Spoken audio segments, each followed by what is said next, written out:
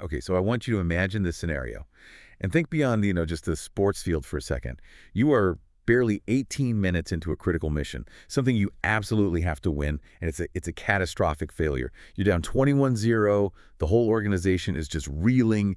Morale is in the basement, and every single indicator is screaming that this is a lost cause.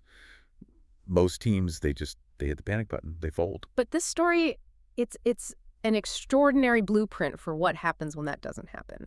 When belief and some really smart adjustments and just raw grit all collide under that exact kind of extreme pressure, we're not just here to talk about a football score. That's exactly right. Our mission in this deep dive is to really analyze the source material around the Dallas Cowboys' 24-21 win over the Philadelphia Eagles, a win that meant coming back from that huge 21-point deficit. We want to peel back the layers and really understand the internal operating manual they used to manage that crisis, the mindset, the specific decisions, and the emotional anchors that kept them from completely collapsing. Exactly. We're looking for the mechanisms of resilience. And if you look at the start of that game, the whole idea of resilience just seems impossible. The sources even say the Cowboys certainly tried to show that a game can be lost in the first two quarters. That 21-point hole was dug so fast, barely a quarter and a half into the game. And that detail, 21 points in 18 minutes, that's so vital because it really establishes the depth of the psychological hole they had to climb out of. It's one thing to chip away at a lead over a whole game, but when you get hit by this sudden, overwhelming wave of failure, the first instinct is to just protect yourself, not to fight back. And we have to look at what caused it. The defense, which, spoiler alert, becomes the hero of the story, was the problem at the start. They let the Eagles score touchdowns on their first 3 series. That's not just demoralizing. That suggests something is fundamentally broken. So to come back from that and tie a franchise record for a comeback, it means they did more than just fix a small problem.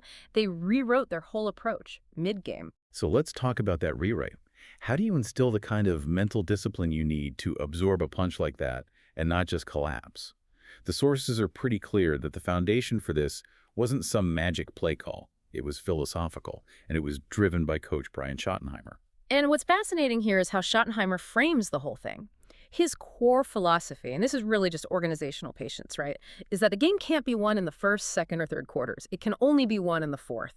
That is such a powerful way to frame it psychologically. It instantly turns an early failure from, a catastrophe into just an expected obstacle.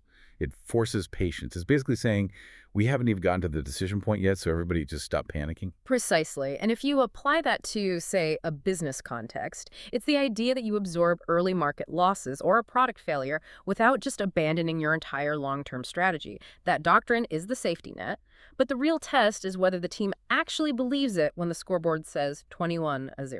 And the players show that they did. I mean, you have linebacker DeMarvion Overshown, who talked about staying true to ourselves and just taking it a play at a time, a drive at a time. And if we connect that to the bigger picture, you have the quarterback, Dak Prescott, who explained what a game like this builds inside a team. It wasn't just, a temporary high. He said it was about building the belief and the knowing that they can come back from anything. The knowing. The knowing, that kind of shared proof, that experience of doing the impossible together, that's invaluable for chemistry and performing under pressure down the road. And that sense of brotherhood. That knowing, it takes on an even bigger meaning when you realize the huge emotional weight that was surrounding this specific game, which the sources really highlight. This is a critical point we can't just gloss over. The owner, Jerry Jones, he specifically mentioned the team's grit and want to, and he directly linked it to the emotional toll of losing their teammate, Marshawn Kneeland, who died just 18 days earlier from an apparent self-inflicted gunshot wound. Yeah. And that changes everything. It completely transforms the motivation, doesn't it? It stops being about just professional football and becomes about rallying for something much bigger than the scoreboard. The adversity on the field just seems trivial compared to what they've faced off it. You could even see it tangibly. Defensive tackle Osa Odighizuwa was seen waving a flag with Kneeland's name and his number, 94, after they won. It creates this powerful, non-negotiable reason to fight. When you're playing for something that transcends normal competitive pressure, when you have that kind of elevated purpose, you have a much greater capacity to endure mistakes or outside pressure. That emotional core, that's what powered the shift from crisis to competence. Okay, so that emotional state gave them the mental reset. Let's move to the tactical turnaround. Where did that shift first show up on the field? When did they actually stop the bleeding? The tactical shift, the very first step, came right as the clock was running down in the first half. Prescott threw a touchdown pass to George Pickens with only 21 seconds left before halftime, and Schottenheimer called that play key. But why was that single play so crucial?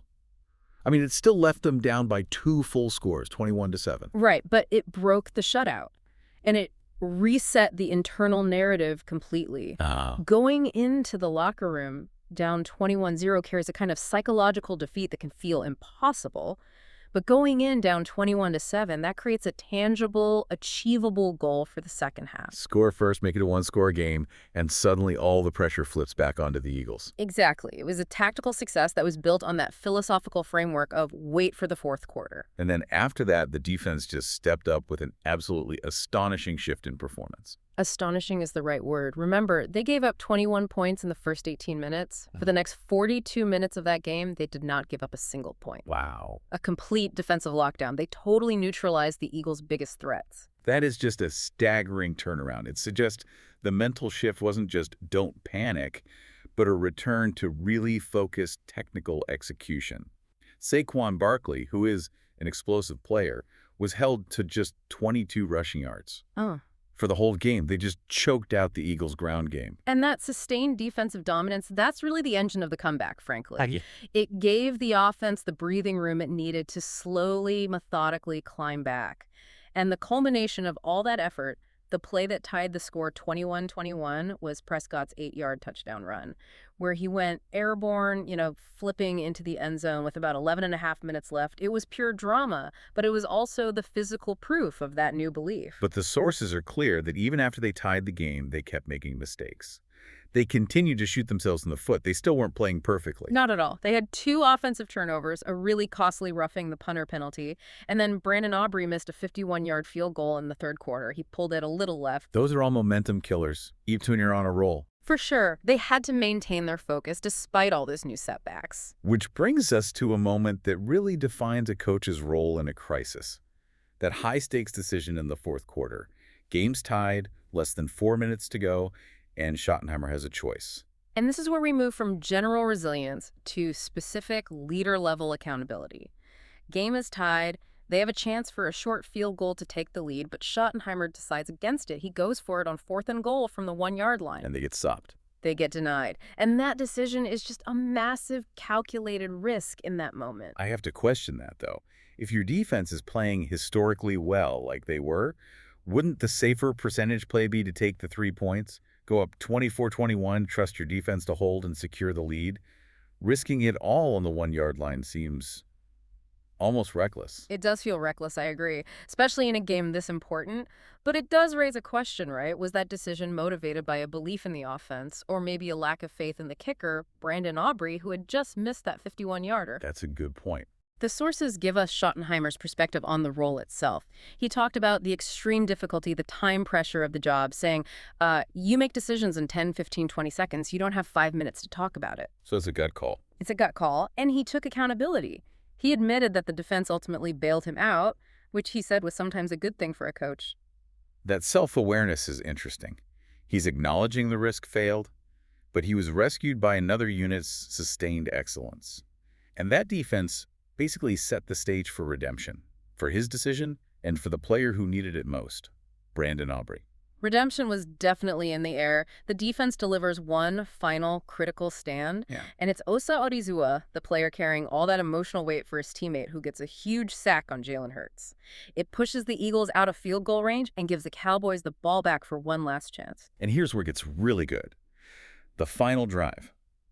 Prescott, who actually became the Cowboys' all-time leader in passing yards during this game, takes over at his own 27-yard line with just 1 minute and 35 seconds left. This is precision under the highest pressure. It was absolute perfection. A 19-yard completion to Jake Ferguson, then a 24-yarder to George Pickens. He sets the team up in scoring position and, crucially, he manages the clock flawlessly. He spikes the ball with exactly 4 seconds left on the clock. That situational awareness is just the mark of a truly composed leader. And that perfect execution sets up Aubrey's moment of truth. A 42-yard field goal for the win. after missing from 51 earlier and after the coach decided to bypass him on that fourth down. His kick was described as true, just sailed right through the uprights as time expired for the 24-21 victory. What an incredible turnaround for him personally. To miss, get bypassed, and then be asked to win the game from 42 yards out, it just speaks volumes about mental fortitude. And the sources remind us this was actually his second game winner of the season, so he's establishing a pattern of being clutch. You can feel the gravity of the whole thing in Aubrey's quote after the game. He didn't even focus on the kick. He focused on the stakes. He said, "You kind of feel like the season is lost if we lose that game." That's the kind of pressure that forces a team to rely completely on that philosophy Schottenheimer laid out at the beginning. And the sources confirm the context was dire. Even now at 5-5-1, this victory was absolutely mandatory. The win was essential for their confidence, but they're still outside the playoff hunt. To win the NFC East, they'd still need a major collapse from the 8-3 Eagles. And the road doesn't get any easier. Their next opponent is the Kansas City Chiefs. So the resilience they built here is going to be tested again immediately. Right away. So what does this all mean for you listening to this? This deep dive into a historic comeback really shows that organizational resilience isn't built on avoiding failure. It's about how quickly and how effectively you can execute a mental and a tactical reset after a just devastating setback. It's about leveraging beliefs and leadership, especially when you're dealing with profound emotional loss, like the team was with Marshawn Kneeland. I think the defining lesson here is the power of that shared internal philosophy. But I do want to leave you with a final thought to mull over. The sources show the team succeeded despite some major self-inflicted wounds, the turnovers, the penalties, that really questionable late game play call. So given all that, which factor do you think was the more vital engine for securing this victory? Was it the internal belief in the brotherhood that Prescott talked about, the part that was demonstrated by the tribute to Kneeland, or was it the defense's almost miraculous ability to completely shut down their opponent for 42 straight minutes, basically erasing every single mistake the offense and the coaching staff made? Which force should an organization prioritize building?